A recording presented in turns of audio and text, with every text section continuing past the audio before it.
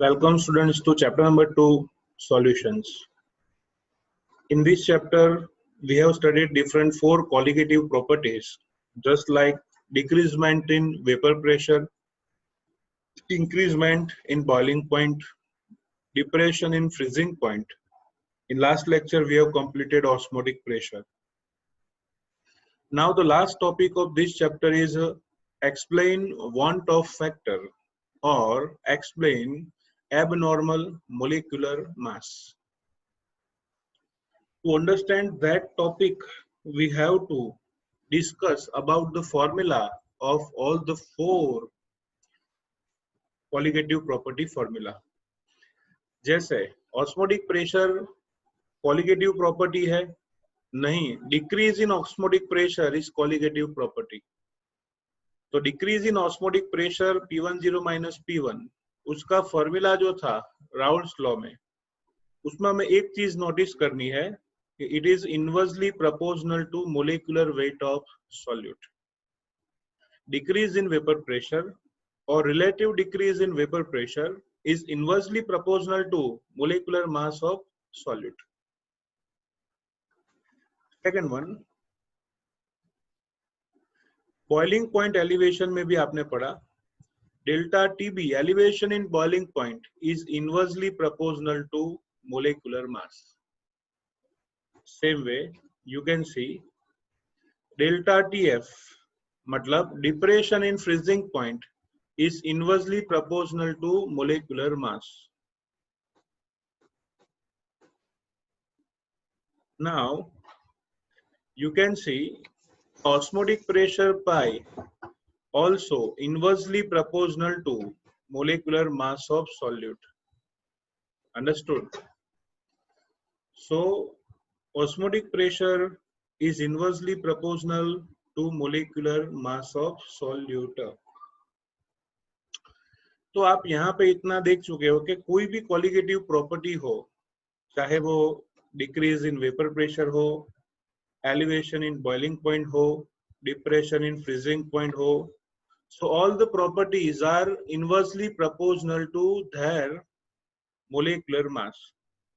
तो यहाँ पे इसलिए मैं ऐसा लिख सकता हूँ कि कोई भी colligative property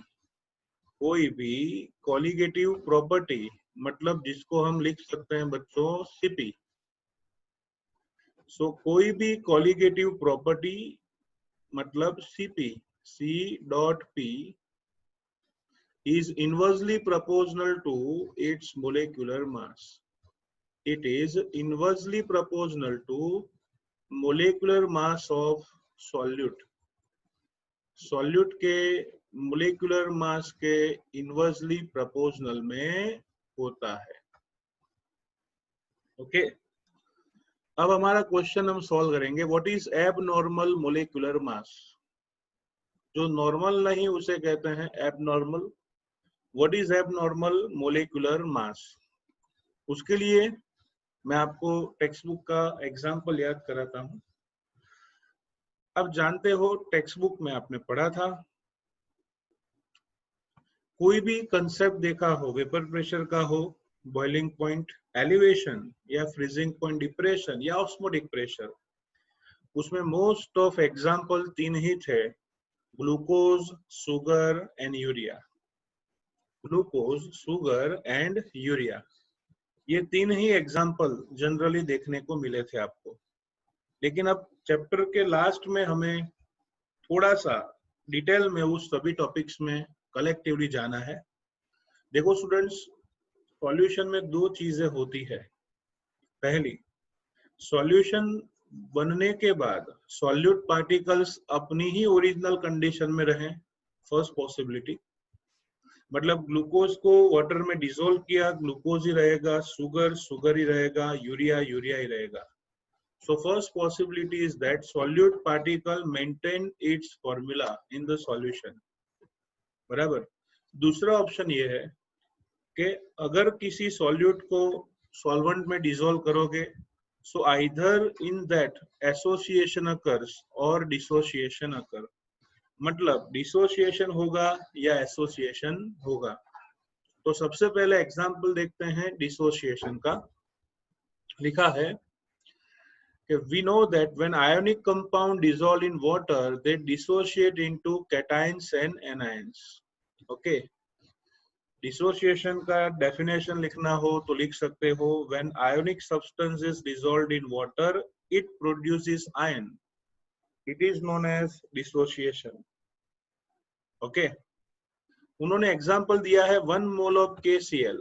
okay, 1 mole of KCl पानी में ऐड करोगे तो वो बनाएगा 1 mole of K plus and 1 mole of Cl minus. इसे बोलते हैं बच्चों डिसोसिएशन। आयोनिक सब्सटेंस वाटर में डिसॉल्व करके आयंस प्रोड्यूस करे उसे कहेंगे डिसोसिएशन। अब इससे हमें क्या लेना देना है उसकी बात करते हैं। पहले दो बातें थी, सब्सटेंस ओरिजिनल फॉर्म में रहे, सब्सटेंस अपना फॉर्म चेंज करे। उसमें भी दो बात थी, एक डिसोसिएशन दूसरा एसोसिएशन, जिसमें पहला पढ़ रहे हैं डिसोसिएशन। अब होगा क्या मैं आपको समझाता हूँ। देखो, आपने फॉर्मूला बनाया था कोलिगेटिव प्रॉपर्टी। मैं अभी चलो एक काम करता हूँ, KCl का एक्सपेरिमेंट करते हैं ऑस्मोटिक प्रेशर मेथड से, और ऑस्मोटिक प्रेशर मेथड से कैलकुलेशन फॉर्मूला है उसका, पाई का फॉर्मूला आपको पता होगा, क्या लिखते थे, W2RT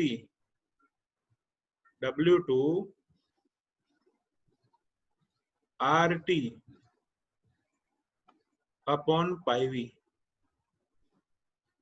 W2RT upon pi V। ठीक है, osmotic pressure pi is equal to W2RT upon pi V। देखो, प्रश्न ऐसा है कि हमने KCl का 1 मोल सॉल्यूशन लिया है, ये सोचोगे ना तो ही क्या एक्सप्लेनेशन दिया है आप समझ पाओगे। हाँ, don't worry, it is very simple. So KCl का आयोनाइजेशन करोगे आप तो KCl प्रोड्यूस करता है स्टूडेंट्स 2 आयन। कौन कौन से आयन? तो आएगा K प्लस और दूसरा क्या आएगा Cl माइनस। तो मैं बोल रहा हूं ना, वही आपको सोचना है। देखो, आपने सपोज 1 मोल ऑफ KCl लिया, लेकिन उसका वाटर में डिसोसिएशन होके 1 मोल K प्लस और 1 मोल Cl माइनस बना, तो ओवरऑल पार्टिकल के मोल कितने हो गए? 2 मोल। तो आपके माइंड में क्या है, मैंने तो 1 मोल ही KCl डिसॉल्व किया है, लेकिन it behaves like 2 mole in the solution, it behaves like 2 mole in the solution. So होगा क्या, नंबर ऑफ पार्टिकल जितने सोचे हैं उससे डबल हो गए। कोलिगेटिव प्रॉपर्टी की डेफिनेशन है the property which depends on number of particle instead of quality। तो पार्टिकल के नंबर पर डिपेंड है, तो जितना ऑस्मोटिक प्रेशर आना चाहिए पाई, उससे डबल आएगा। क्योंकि पार्टिकल सपोज x मोल थे, उसके 2x मोल हो गए, तो कोलिगेटिव प्रॉपर्टी डबल हो जाएगी। तो पाई जितना थ्योरेटिकली आना चाहिए प्रैक्टिकली उससे डबल आएगा ना। कैसा आएगा? डबल। तो जितना आना चाहिए उससे पाई डबल आ गया, तो मतलब कोलिगेटिव प्रॉपर्टी डबल आ गई। तो मोलेकुलर मास इनवर्सली प्रोपोर्शनल है, तो आपका प्रैक्टिकल मोलेकुलर मास आधा हो जाएगा। मतलब ये है कि आपने एक्सपेरिमेंट किया, कोलिगेटिव प्रॉपर्टी पाई है वो आपने प्रैक्टिकली फाइंड की, RT कांस्टेंट है, वॉल्यूम आपको पता है, ऑस्मोटिक प्रेशर यहाँ पे फॉर्मूला आएगा W2RT अपॉन M2V बराबर। तो ये जो मोलर मास आएगा आपका वो प्रैक्टिकल मोलर मास है। फिर से RT कांस्टेंट है, वेट आपको पता होगा कितना डिसॉल्व किया है, वॉल्यूम भी पता होगा। ऑस्मोटिक प्रेशर फाइंड करोगे तो जो आना चाहिए उससे डबल आएगा, तो मोलर मास कैसा आएगा? आधा। तो KCl का एक्चुअल मोलर मास होता है 74.5 ग्राम पर मोल बराबर, लेकिन प्रैक्टिकल मोलर मास जो है वो उससे आधा आएगा। इसी वजह से आपको परफेक्ट मोलर मास मिलेगा नहीं। 74.5 ग्राम पर मोल ओरिजिनल थियोरेटिकल मोलर मास है, लेकिन कैलकुलेशन से ऑब्जर्वेशन करके लाओगे तो आपको मिलेगा 37.25 ग्राम पर मोल। दूसरी मेथड सोचते हैं, देखो कैसे। आपको पता है कि वाटर सॉल्वेंट हो तो उसमें केबी की वैल्यू 0.52 केल्विन होती है। आपने बॉइलिंग पॉइंट एलिवेशन में पढ़ा था कि केबी वैल्यू फॉर वाटर इज 0.52। आपने 1 मोल KCl का एक्वायर्ड सॉल्यूशन बनाया तो बॉइलिंग पॉइंट में इंक्रीजमेंट केबी जितना होना चाहिए, कितना 0.52 केल्विन जितना होना चाहिए। लेकिन अभी अभी पता है आपको कि KCl behaves like 2 ions K plus and Cl minus, तो नंबर ऑफ पार्टिकल डबल हो गए, तो बॉइलिंग पॉइंट का एलिवेशन क्या हो जाएगा, डबल। तो 0.52 होना चाहिए लेकिन होगा नहीं, उससे हो जाएगा डबल, मतलब 1.04। और आप केबी का फॉर्मूला जानते हो, इट इज इनवर्सली, याद रखो, डेल्टा टीबी का फॉर्मूला जानते हो, it is inversely proportional to M2। तो डेल्टा टीबी डबल मिला तो M2 हाफ आएगा ना। और इसलिए लिखा है कि due to dissociation we could be lead to conclude that the mass of 2 mole particle is 74.5 gram and the mass of 1 mole particle of KCl would be 37.25 gram। मतलब कैलकुलेशन करोगे तो उससे उसका मोलर मास होना चाहिए, उससे आधा आता है। ओके, इसका मतलब ये हुआ कि KCl के फॉर्मूला में 2 आयंस हैं तो उसका molar mass, practical molar mass original molar mass से अप्रोक्सीमेट हाफ आना चाहिए। जैसे कोई BaCl2 है, बेरियम क्लोराइड, उसमें 3 आयंस होते हैं तो उनके प्रैक्टिकल में ओरिजिनल मोलर मास आपको पता होता है, लेकिन practical molar mass qualitative property से फाइंड करोगे तो जितना आना चाहिए उससे 3rd टाइम लेस आएगा। अगर कोई ऐसा सब्सटेंस है जिसमें 4 आयन हो, जैसे FeCl3, तो उसमें क्वालिटेटिव प्रॉपर्टी आनी चाहिए उससे 4 टाइम्स मोर आएगी, तो उनका practical molar mass divide by 4 आएगा टू ओरिजिनल। ओके, इसलिए लिखा है कि when there is a dissociation of solute into ion, the experimentally determined molar mass is always lower than the true value। True value से lower होता है, बराबर। जैसे 2 आयन प्रोड्यूस कर रहा है, डिवाइड बाय 2, कम ही हो गया ना। 3 आयन प्रोड्यूस कर रहा है, डिवाइड बाय 3 और नियर इट। 4 आयंस प्रोड्यूस कर रहा है, m/4 आएगा। तो ओरिजिनल मोलर मास से कम मोलर मास प्रैक्टिकली कब आएगा, जब डिसोसिएशन होता है तब। तो ये पूरा टॉपिक हुआ बच्चों डिसोसिएशन तक। Understood?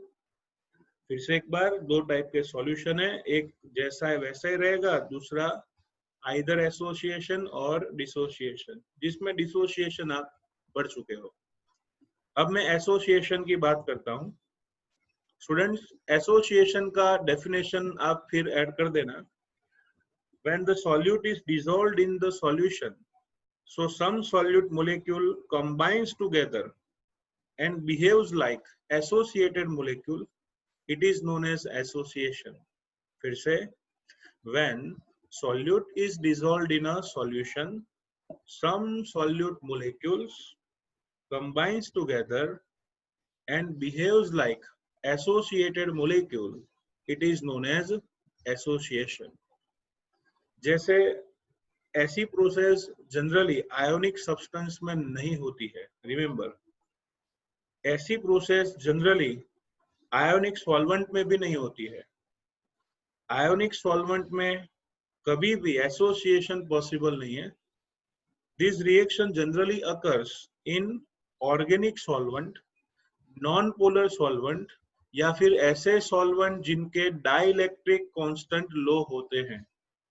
So this type of phenomena is only possible in the solvent with low dielectric constant, non-polar properties, या फिर non-polar solvent उसमें देखने को मिलेगा। इसका एग्जाम्पल है कोई भी कार्बोक्सिलिक एसिड। जैसे मैं एसिडिक एसिड को बेंजीन में डिसॉल्व करूं, एसिडिक एसिड मतलब इथेनोइक एसिड को अगर मैं बेंजीन में डिसॉल्व करूं तो हाइड्रोजन बॉन्ड की वजह से दे बिहेव्स लाइक बाय मोलेक्यूल। जैसे थियरी समझ लो डायग्राम से, ये लिखा है बच्चों CH3, फिर आएगा carbonyl group C double bond O और वापिस यहाँ से आएगा OH। ये हुआ 1 मोलिक्यूल ऑफ CH3 COOH। उसी बेंजीन, केरोसिन, पेट्रोल, टोल्यूइन जैसे सॉल्वेंट में दूसरा भी एक मोलिक्यूल उससे ऑपोजिट लिखो, CH3 C double bond oxygen और ऊपर की साइड आएगा COH। अंडरस्टूड? समझ गए? तो कार्बोक्सिलिक एसिड के 2 मोलिक्यूल्स हैं। How many molecules are there? 2। उन 2 मोलिक्यूल्स में यहां से देखो, ऑक्सीजन हाइड्रोजन के साथ चोरी चोरी चुपके चुपके और हाइड्रोजन ऑक्सीजन के साथ चोरी चोरी चुपके चुपके टप्पू के पापा अट्रैक्शन फोर्स रखता है, जिसको बोलते हैं हाइड्रोजन बॉन्ड। तो बेंजीन, टोल्यूइन या फिर कोई भी ऑर्गेनिक सॉल्वेंट हो, क्लोरोफॉर्म, कार्बन टेट्राक्लोराइड, उसमें कार्बोक्सिलिक एसिड में हाइड्रोजन बॉन्डिंग की वजह से वो बाय मोलिक्यूल की तरह बिहेव करेंगे, बराबर, जिसको डाई और बाय मोलिक्यूल कहते हैं। उसको कहेंगे दे बिकम डाइमराइज्ड, मतलब वो दोनों जुड़ गए, बराबर। तो उसको ऐसा भी कहते हैं 2 बॉडी 1 साउल। समझ गए आप?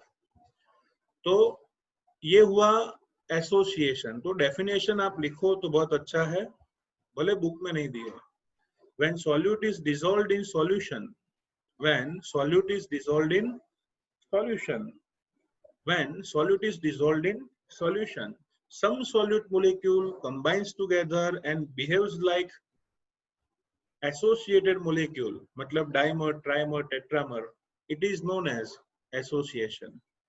अब इसकी असर क्या होने वाली है वो मैं आपको बता दूं। सीधा लॉजिक है यहाँ पे, स्ट्रेट लॉजिक। आपने 100 मोल्स ऑफ एसिडिक एसिड या बेंजोइक एसिड को बेंजीन में डिसोल्व किया। ओके, आपने 100 मोल ऑफ एसिडिक एसिड या बेंजोइक एसिड को बेंजीन में डिसोल्व किया। आपने 100 को डिसोल्व किया, लेकिन वो बिहेव कैसे करेगा? 50 की तरह। आपने 100 मोल्स को डिसोल्व किया, बिहेव कैसे करेगा? 50 मोल्स की तरह। तो नंबर ऑफ पार्टिकल क्या हो गए? हाफ। क्वालिटेटिव प्रॉपर्टी क्या होगी? हाफ। मतलब अगर ऑस्मोटिक प्रेशर मेथड है तो ऑस्मोटिक प्रेशर हाफ हो जाएगा। फिर डेल्टा टीबी है तो वो हाफ हो जाएगा, डेल्टा टीएफ है हाफ हो जाएगा, वेपर प्रेशर डिक्रीज है हाफ। तो जितना होना चाहिए थ्योरेटिकल, उससे हाफ प्रैक्टिकली वैल्यू होती है। तो कोलिगेटिव प्रॉपर्टी हाफ हो गई तो मोलर मास कैसा होगा? डबल। क्योंकि आप पढ़े हो colligative property is inversely proportional to molar mass. तो अगर एसिडिक एसिड का molecular mass perfectly 60 gram per mole है तो ये थ्योरेटिकल मोलर मास हुआ। समझ गए आप? लेकिन प्रैक्टिकली मेजर करोगे तो वो मिलेगा आपको 120 ग्राम पर मोल। क्या मिलेगा? 120 ग्राम per mole. So molar mass obtained practically during the association process always higher than theoretical molar mass. Okay. So लिखा है in this case the number of particles reduced due to dimerization. It can be undoubtedly stated here that if all molecules of ethanoic acid, all the molecules of ethanoic acid associate in benzene, so delta TB and delta TF will becomes half, उनका number half हो जाएगा। Molar mass calculated on the basis of this delta TB or delta TF will be therefore be twice than the expected value. मतलब जितना molar mass acidic acid का होना चाहिए उससे आपको डबल मिलेगा। ओके, तो आपने डिसोसिएशन में देखा मोलर मास ओरिजिनल वैल्यू से कम मिलता है, एसोसिएशन में देखा कि मोलर मास ओरिजिनल वैल्यू से ज्यादा मिलता है। तो अगर डिसोसिएशन या एसोसिएशन होगा तो आपको परफेक्ट वैल्यू नहीं मिलेगी मोलर मास की, लोअर और हायर मिलेगी।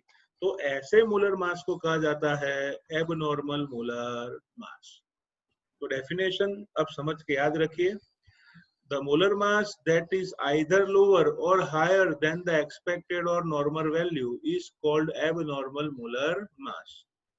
So the molar mass that is either lower or higher than the expected or normal value is called abnormal molar mass. तो एसोसिएशन या डिसोसिएशन की वजह से मोलर मास की वैल्यू आइदर लेस और मोर मिलती है, तो ऐसे रॉन्ग मोलर मास को क्या कहेंगे?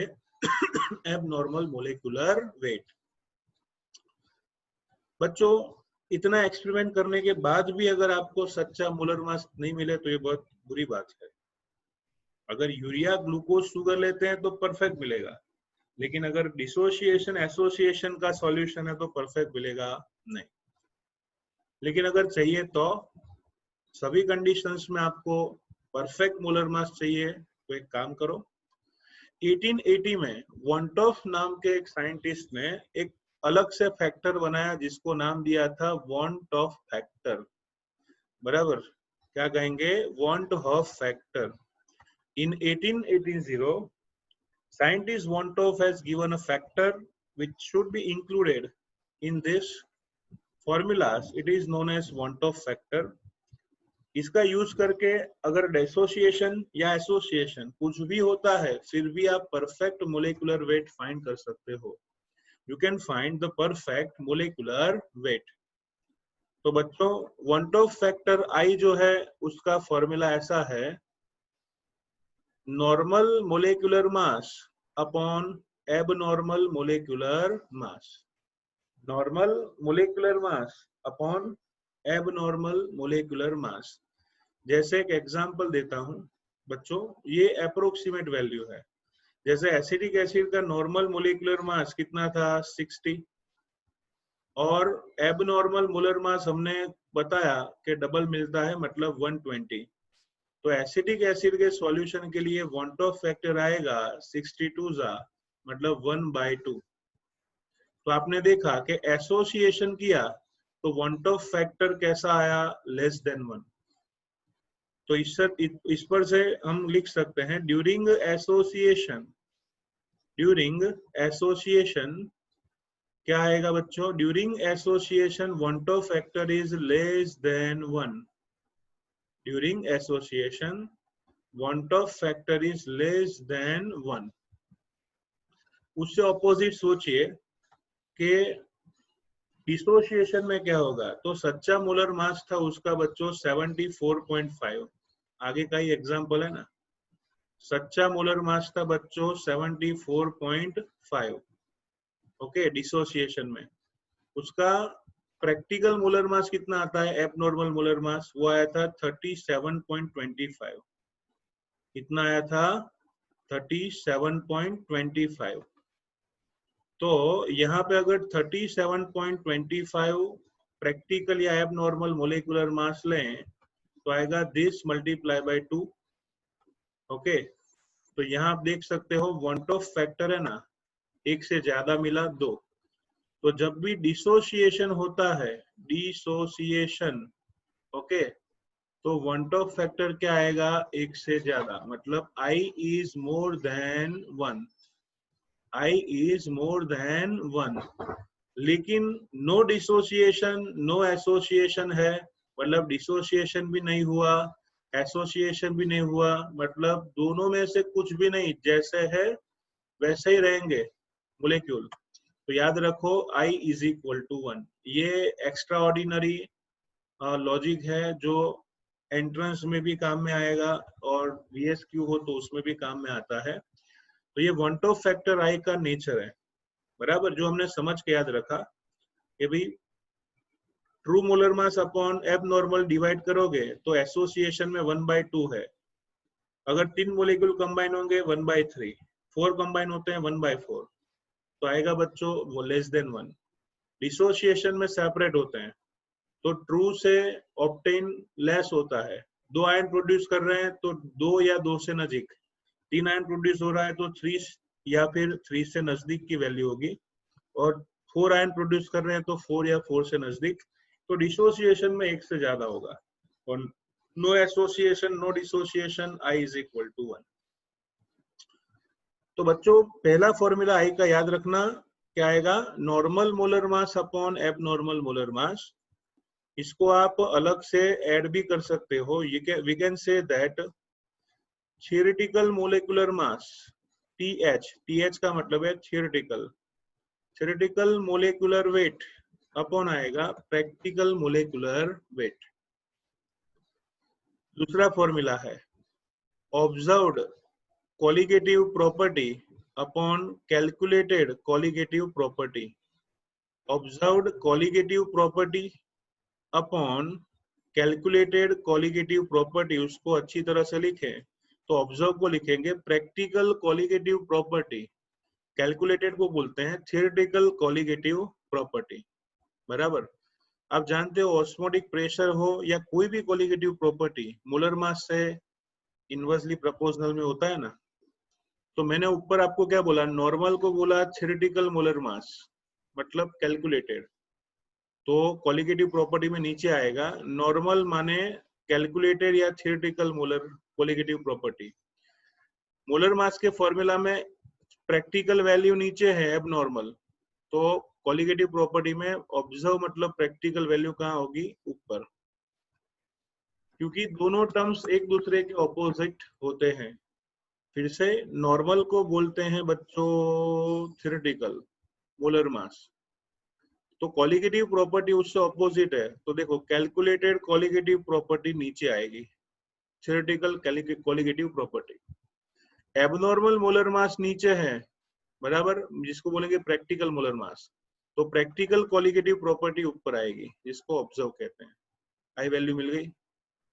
चलो इसके साथ साथ आई की बात करें। आई की वैल्यू का तीसरा फॉर्मूला है total number of moles of particles after association or dissociation. Number of moles of particle before association or dissociation. मतलब after association और dissociation, नीचे आएगा before dissociation और association। बराबर। तो ये है want of factor I का फॉर्मूला जो आपको याद रखना है। बुक में ये चीज आप ऐड कर देना कि अगर एसोसिएशन है तो i less than 1, dissociation i more than 1, दोनों नहीं है तो i इज इक्वल टू 1। देखो हम ऐसे भी याद रख सकते हैं। कैसे, देखो गुजराती में समझाऊं છું, बराबर।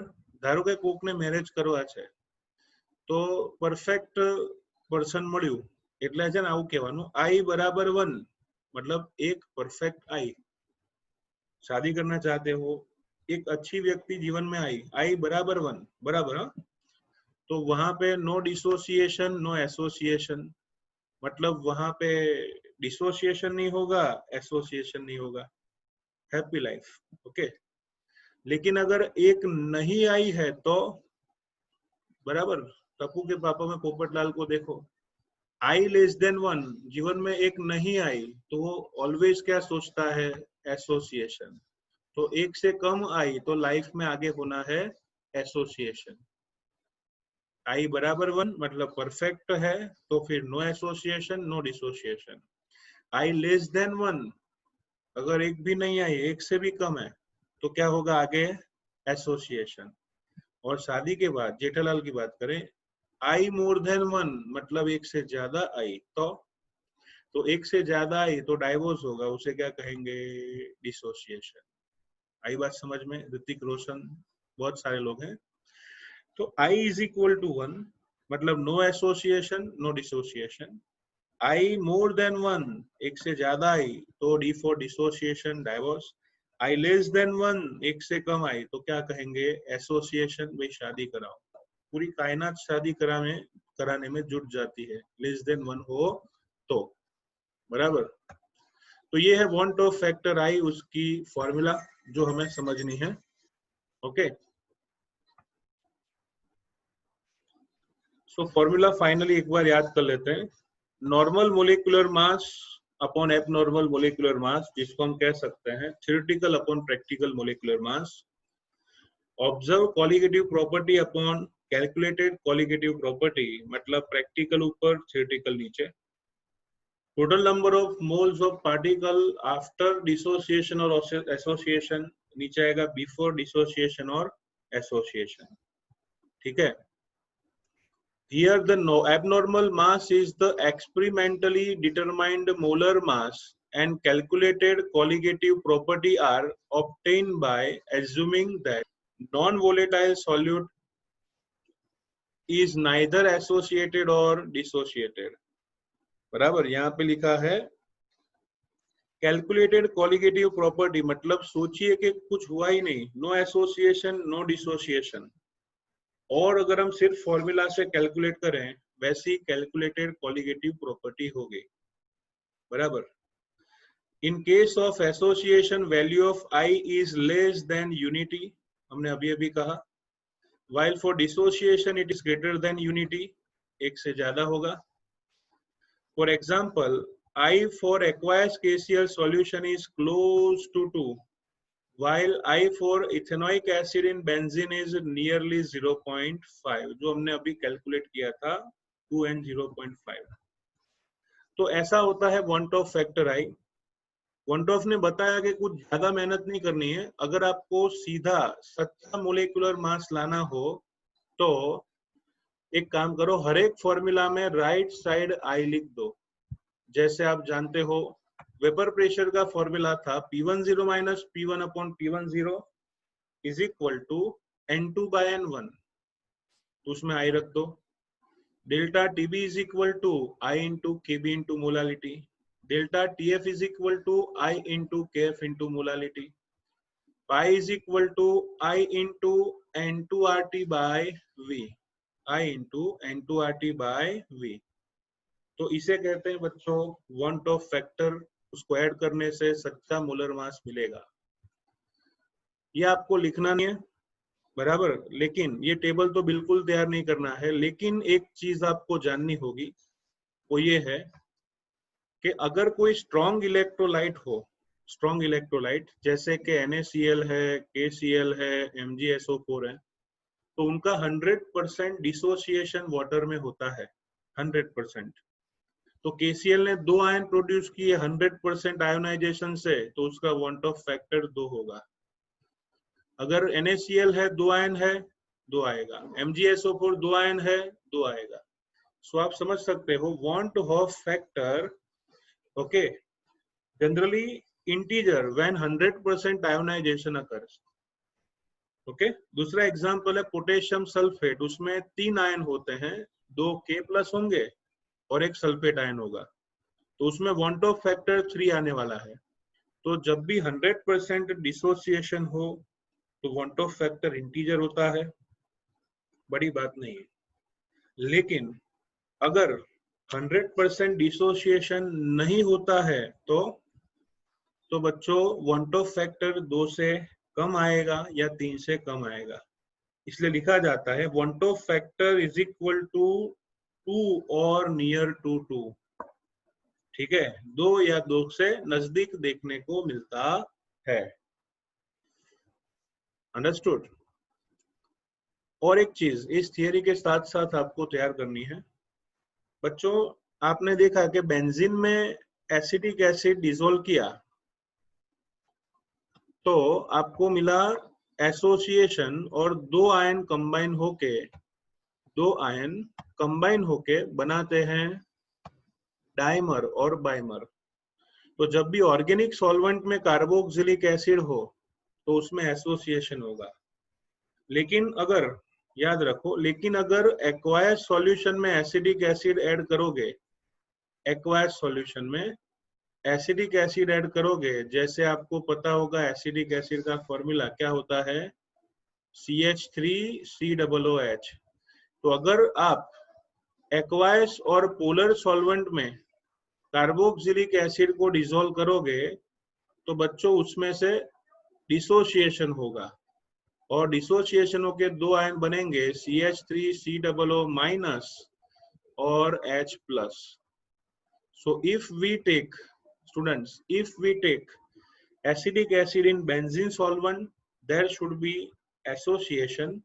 If we take it in aqueous solution, so it forms 2 ion CH3COO- and H+।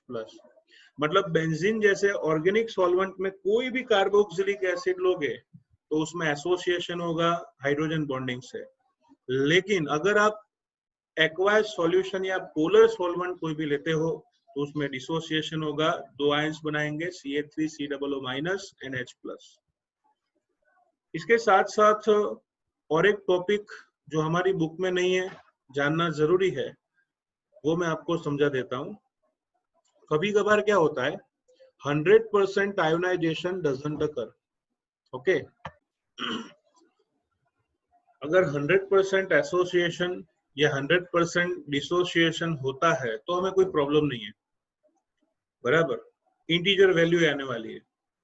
लेकिन कभी कभार क्या होता है, जैसे कि एसिटिक एसिड CH3COOH 11th में पढ़े हो कि वो वीक इलेक्ट्रोलाइट है, मतलब उसका कभी भी 100% आयोनाइजेशन नहीं हो सकता।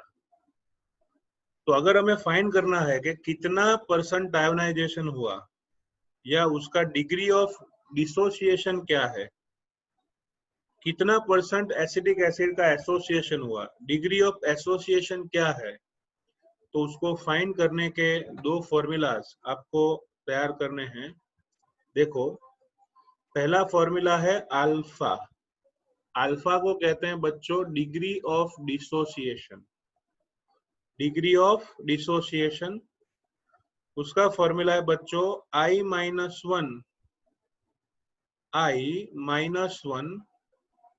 Upon N-1। Degree of dissociation का फॉर्मूला है I-1 अपॉन N-1। यहाँ पे टर्म समझ ले तो I को वांट ऑफ फैक्टर कहते हैं और N को कहते हैं नंबर ऑफ आयन प्रोड्यूस्ड। अगर मैं NaCl की बात करूं तो NaCl के दो आयन्स होते हैं, तो N is equal to 2। H2SO4 उसके तीन आयन है, 2H plus and SO4 minus 2, तो N इज इक्वल टू 3।